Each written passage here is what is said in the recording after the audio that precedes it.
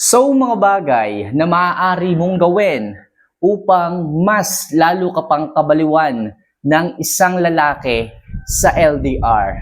Yes, mga kamamay, sa mga nagre-request nating mga OFW dyan, na palagi daw dapat tayong mag-share ng mga tips tungkol sa mga magkakahiwalay, yung mga LDR relationships. Okay, so ito na po mga kamamay ang inyong hinihiling. Ano nga ba yung mga bagay na maaaring nyo pong gawin upang mas lalo pang tumindi ang pagkabaliw ng isang lalaki sa inyo sa LDR? Alright, so bago natin ito simulan, alam ko excited na naman kayo at may mapapanood na naman kayong mga tips na maaari nyong i-apply.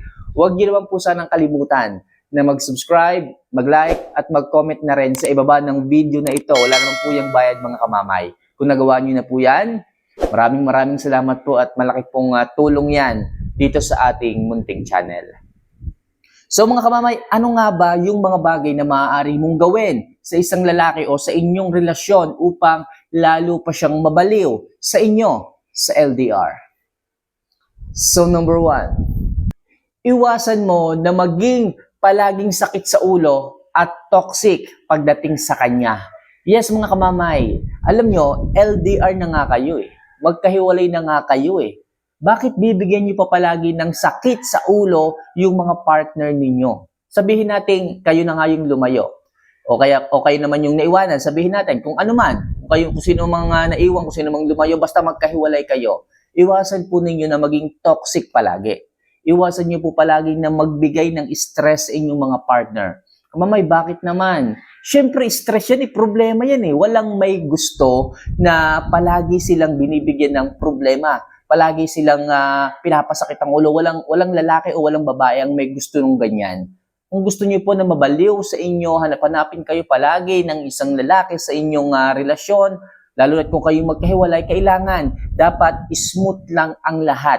Huwag kayo magbigay ng kahit na anong problema para hindi manawa, para hindi makapag-isip ang isang lalaki ng kung ano-anong mga bagay. Kasi minsan, alam niyo naman ang pag-iisip, ang pag-uugali ng mga lalaki. Minsan, nag-iinom pa yan. Pagka lagi na lang problema ang ibinibigay ninyo, lagi na lamang isipin ang ibinibigay ninyo, nag-iinom ang mga yan. Pag madalas ang pag-iinom ng mga yan, siyempre may mga nakakainuman yan. Nabibigyan din ng advice. Minsan, okay, sana kung tama, maganda yung advice, kaso pagka hindi. Okay, di ba? Pagka nakakainom, alam mo naman, minsan yung advice ng iba nakakalampas. Minsan yung advice ng iba hindi nakakabuti. So, syempre, kapag nga nagiinom, nakakapag-isip din yung lalaki, yung mga partner ninyo. Isipin nila na, oo nga, no, bakit hindi ko na lang ganun, gawin ko na lang yung ganito. Kaya please, hanggat maaari, huwag kayong magbigay ng toxic. Okay, huwag kayong magbigay ng sakit sa ulo para banayad pa rin ang isipan ng isang lalaki na kayo palagi ang hanap-hanapin. Alright, so yan yung isang bagay na po pwede nyo gawin. Iwasan yung maging sakit sa ulo at maging toxic sa inyong mga partner. So next, landiin mo din siya paminsan-minsan. Mga girls, oo, sabihin nating magkalayo kayo. Hindi naman pag sinabing magkalayo kayo, hindi nyo na po pwede silang landiin. Kasi alam nyo, kung mag-asawa kayo, kung mag-jowa kayo, mag-partner kayo, dapat kayo yung gagawa ng panlalandi. At hindi dapat hinahanap ng isang lalaki ito sa iba. Alam nyo naman kasi minsan, nangyayari yung hinahanap ng mga partner ninyo sa iba kasi hindi nyo ginagawa. Kasi hindi nyo pinaparamdam o hindi nyo minsan-minsan lang naman nilalandi rin eh. Okay, sabihin nyo naman kamamay, layo ko eh, paano kaya yun? Siyempre mga kamamay, kung hindi kayo marunong, okay, meron naman kayong mga kaibigan dyan. Sigurado ako, meron kayong mga kaibigan dyan na naka-LDR din, nasa long distance relationship din. Tanungin nyo kung paano nakakasurvive yung kanilang relasyon, paano sila naglalandian. So, akitin nyo paminsan-minsan. O kaya naman, pag nag-video call kayo, magsuot kayo ng medyo kaakit-akit. Okay, yung tipong medyo labas ang cleavage ng konti para maakit sa inyo. Para yung pag-akit ng isang lalaki hindi sa iba mabaling. Kasi alam mo naman, sa abroad o dito sa Pilipinas, kapag malayo ang babae, malayo ang asawa, di ba? Pagka may dumaang babae, tutukso, napapatingin. Paano kung yung babae nagpakita rin ng motibo? Di wala na. Sira na ang relasyon ninyo. Ang masakit nito, ililihim pa sa inyo, itatago pa sa inyo. Kahit mahuli mo, tinatanggi pa. So, dapat sa inyong mga kamamay nagagaling yung pang-aakit o landiin nyo paminsan-minsan para nandun pa rin yung init. Para nandun pa rin yung, alam mo yun, yung alab ng inyong pag-iibigan. Hindi kesyo kayo ay nagkahiwalay, dapat wala na rin ganito. Hindi. Paminsan-minsan, mag-towel lang kayo pag nag-video call kayo, tapos syempre, maaakit yan. Re-request niya oh babe, patingin naman. Mga ganyan, akitin nyo paminsan-minsan, walang masama. Asawa nyo yan. Okay? So next, iparamdam mo pa rin sa kanya na nandiyan ka lang para sa kanya kahit na magkalayo kayo. Yes, alam ko napakahirap ng LDR relationship, long distance relationship, pero sana mga kamamay, iparamdam nyo pa rin sa kanya, mga girls, na kahit magkalayo kayo, hindi ka nagkukulang sa kanya pagdating sa mga bagay-bagay. Okay? Hanggat hawak mo ang cellphone mo, dapat nagre-reply ka sa kanya. Dapat iparamdam mo na kung meron siyang problema, nandiyan ka sa tabi niya. Okay? Habang magka-chat kayo, magka-video call kayo, iparamdam mo na hindi nagbago. Distansya lang ang nagka-problema, magkalayo kayo, pero iparamdam mo na every time na magme-message siya, nagre-reply ka. Okay? Every time na may kailangan siya, alam mo yun, nagre-reply ka. Every time na meron siyang problema, nandiyan ka, nakikinig ka. At handa mong ayusin din o handa kang buksan ang kamay mo para tulungan siya sa mga problema ninyong dalawa. Okay? Dapat ganyan. Dapat iparamdam mo na hindi ka malayo pagdating sa kanyang mga kailangan, pagdating sa kanyang mga problema. Sa ganyang paraan mga kamamay, lalong mababaliw sa iyo ang isang lalaki. Sapagkat lagi kanyang hahanapin. Pag may problema siya, hindi siya maglilihim sa iyo. Hindi siya maghahanap ng iba para doon sabihin ng problema.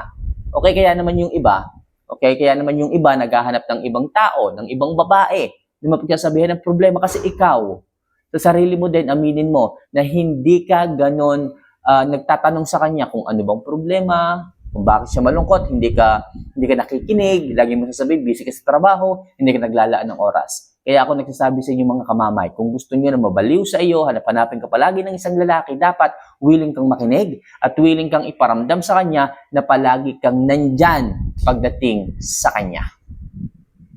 So next, huwag mong ibuhos o ibigay ang lahat sa kanya.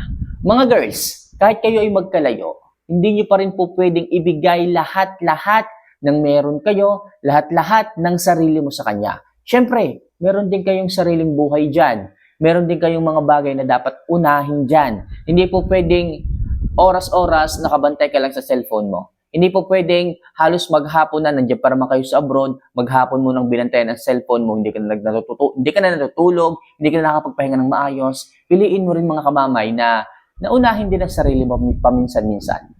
Okay, paramdam mo lang na nandiyan ka. Every time na meron siyang problema, sabihin mo sa kanya na, babe, nandito lang ako ha.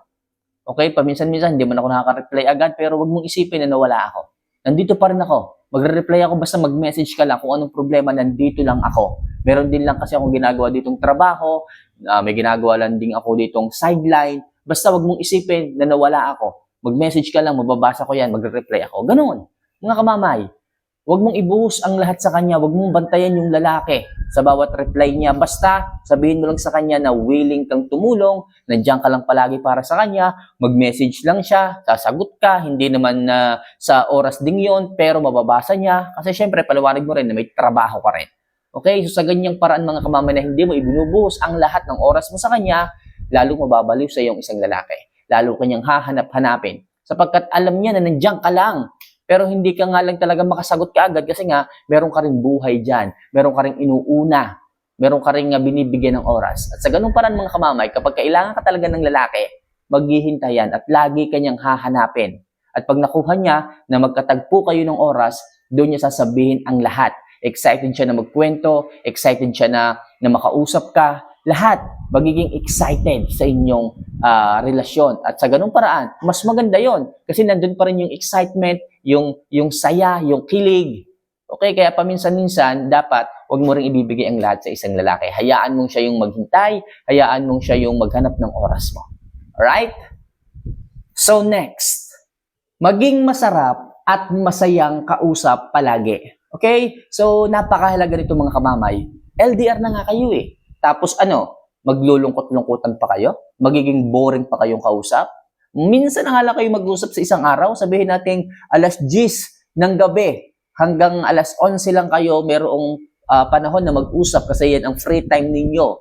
Minsan nag-a-adjust pa yung yung asawa ninyo kahit 10 oras na ng gabi para lang makausap kayo. Please mga kamamay, kung kayo ay naghahabol ng oras at ang hirap para sa inyo na magtama o magtagpo ang oras ninyo, kailangan ipakita nyo na hindi pa kayo boring, na hindi kayo boring kausap, boring ka video call. Minsan na nga lang dapat ipakita nyo na masaya yung inyong mga bawat conversation, masaya ang inyong mga bawat pagtatagpo at pag-uusap. Sa ganyang paraan, hindi mawawala yung kilig, yung spark at ang pagkabaliw ng isang lalaki sa inyo. Dapat masaya pa rin.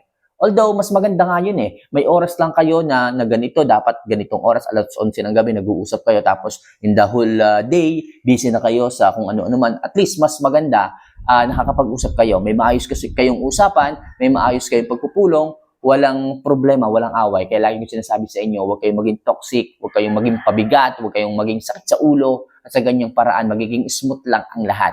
Kababaliwan ka ng isang lalaki kapag ka maayos ang inyong pag-uusap, masaya kang kausap, walang problema. At kung may problema man, di man may iwasan, pag-usapan nyo ng maayos. Paramdam mo na nandiyan ka lang palagi para sa kanya, para ayusin, o hindi para takbuhan o pabayaan siya sa mga problema niya sa kanyang buhay. Okay? So, yan lang muna sa ngayon mga kamamayang ilang mga love advice na maaari kong i-share, lalo na sa ating mga OFW dyan, especially yung mga binibigyan ko ng coaching dyan. Okay? So, pakinggan yung mabuti yung aking mga binibigay na advice. Makakatulong po ito sa inyo. Okay? So, muli, see you for our next vlog. Mahal na mahal ko po kayo mga kamamay. Paalam.